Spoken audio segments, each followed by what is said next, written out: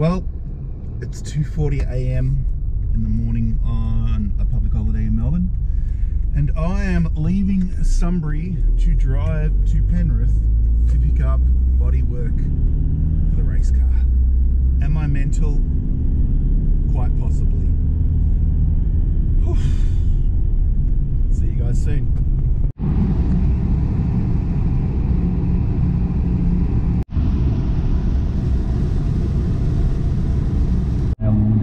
At the Bathurst 1000, so yeah, obviously.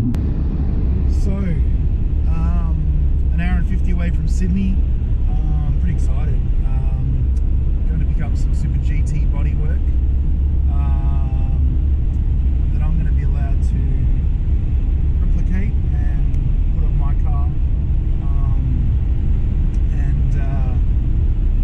Yeah, this has been a long time coming. I was chatting to Dale, who owns, from my understanding, the only 350Z Super GT or Japanese Grand Touring car. He's got a GT300, multiple championship winning car, and so I believe it's the only privately owned one in the world, and it's got GT500 bodywork on it though. So yeah, I originally, when I was building my 350Z back in 2015, had been hunting down Super GT bodywork, and to no avail. I wasn't able to find anything, wasn't able to get hold of anything. There was some stuff in Japan, but I couldn't afford it. It was too expensive. It's all dry carbon, I think that's what they call it. It's all Nismo proper spec stuff. It's factory racing parts. So I just wasn't in a position to be able to buy it. And obviously after some time I sold my 350 and did the Honda, but now I have my 350 back. And funnily enough, Dale owns all that stuff that I was trying to buy back then. And yeah, so it's strange. Something I dreamed about. I collected all the photos, I watched all the videos. I've been a massive fan of that particular Z. I am a fan of Zs. My brother's to blame. And yeah, and now I'm driving to Sydney to pick up the work. Driving to Sydney to pick up the panels to copy, to replicate. So this has come about because Dale's going to be running his car in sports sedans and needs to modify the guards to meet regs, and one thing led to another, and he's graciously, and I mean that with all sincerity, I'm not being a wanker about this, but you know, he's got something that a lot of people want and he doesn't need to share it, and I'm super thankful that he has seen, I suppose, my passion about this car and is allowing me to do so. So I'm pretty stoked.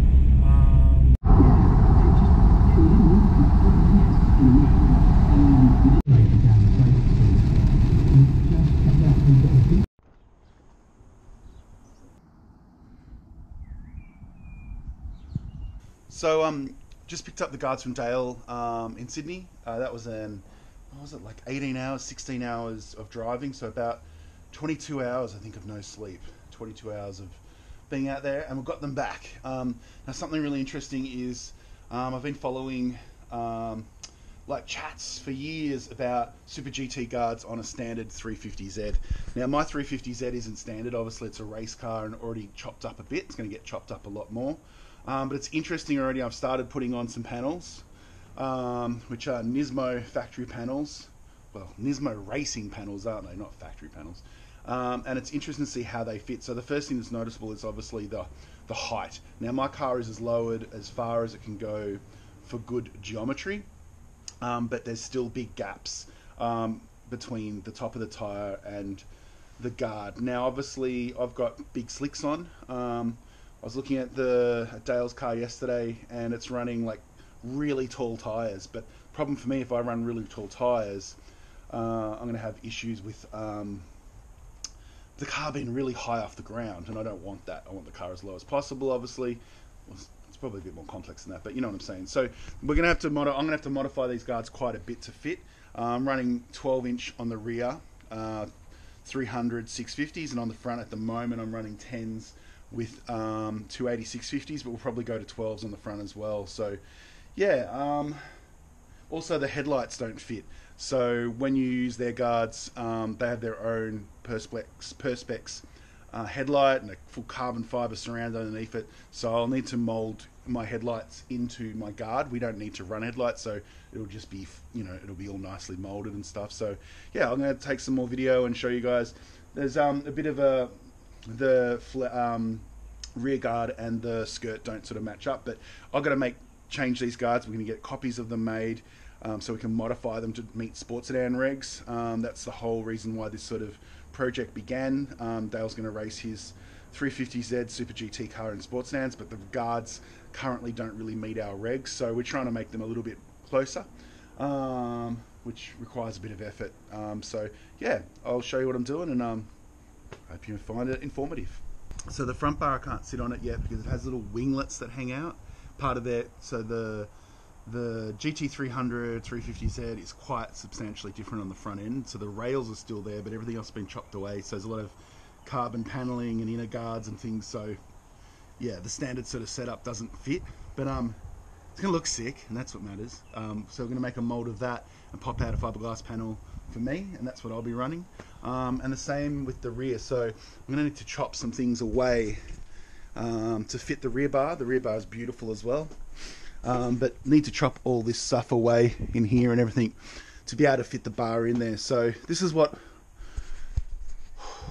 I wanted to do by getting the guards before we send them off to get molds, is know what I need to start modifying on the body of the car, and obviously then I'll get back copies of the guards and need to change them and mold them and shape them to fit my car. So a lot of work, very exciting though. Yeah, I think we've just found out that we've grabbed the wrong skirts, so there are another set of skirts in Sydney. So if anyone wants to bring them down for me, that would be fan-freaking-tastic. But otherwise, I'll need to wait until we can organise to get them down to make moulds. But such is life. So yeah, super cool. So looking at the rear guard, it's going to need to come down a little bit lower. So along here, you can see this line is meant to line up with that. It's a bit of a arrow off that, which is pretty cool. So that and that, so that's how much difference is. So this will need to go run Perspex ones of those. I think I'm gonna add maybe about that much, so it'll be thick there and then taper down to there, and same on the back, and that will help with the clearance looking and just how, yeah, fitment, I suppose. Do the same, run a lip on here. This is going to come into here and will extend down to the axle height as well, so I think that'll work really well. Yeah, follow along and follow this build. Plan is to also put a sequential in it. I think I'm either going to go NASCAR 4-speed or a sequential, probably a HGT. That'll just depend. I need to sell some stuff to be able to do that, and then build up an LS2 with around 500-600 horsepower. So that's pretty cool. I've got to look at what ECU we're going to put into it, because this is running standard ECU. Yeah, I don't know.